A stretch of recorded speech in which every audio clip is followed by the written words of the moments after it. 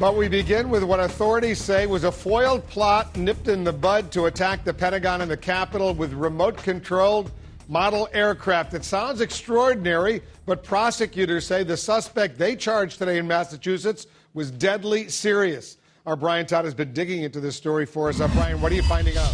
Wolf, these are the types of model planes we're talking about. We're going to get to those in a second. First, the meat of this story. Federal authorities have arrested a 26-year-old man from Ashland, Massachusetts. His name, Rezwan Firdaus. In an affidavit, U.S. officials say Firdaus started his plot last year by buying cell phones, modifying them to act as electrical switches for IEDs, then giving them to people he believed were members of al-Qaeda. He hoped they would be used to kill U.S. soldiers overseas, according to that document. But the people he was giving this equipment to were really undercover agents from the FBI. Authorities say he then expanded his plot to use these devices, model planes. They say he planned to use them like drones, operated by remote control, filled with explosives, guided by GPS. Federal authorities say he actually selected two models. This one, the F-14 Phantom, this is shown here in a picture that was provided with the affidavit, and the F-86 Sabre.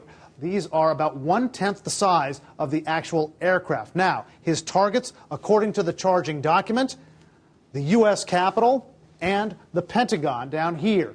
Federal officials say Firdaus traveled to Washington this spring, took photographs of the Pentagon and the Capitol. They say he also took pictures of a place called East Potomac Park. You can see it's just south of the mall here in Washington. This is where, according to the affidavit, he planned to launch the model planes filled with explosives. According to federal officials, he also planned a ground attack, planned to bring other people into the operation, people armed with automatic weapons who would then fire on people as they tried to evacuate these buildings. We have to stress one very important point, Wolf. A U.S. law enforcement official CNN spoke with today said there was no danger to the public since undercover operatives were involved very early on. This official also says there is no information that Firdaus was connected to a foreign terrorist group, but they believe his intent was very clear. According to the affidavit, a cooperating witness once asked Rezwan Firdaus why he wanted to blow up the Pentagon. The document says he responded, quote, "That's the target, to eliminate and terrify all enemies of Allah."